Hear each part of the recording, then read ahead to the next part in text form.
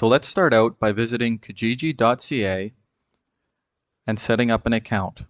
First, we need to start with a regular Kijiji account where you will have access to the regular product and service sides. Afterwards, we can apply for an AdMarked account. Click Register, enter your information, and verify your account. Once that's finished, we can visit admarked.kijiji.ca and set up an AdMarked business account to get access to the cost-per-click platform. Visit admarked.kijiji.ca and enter the same email address and password that you used in the regular Kijiji side to sign up. Enter the information to register.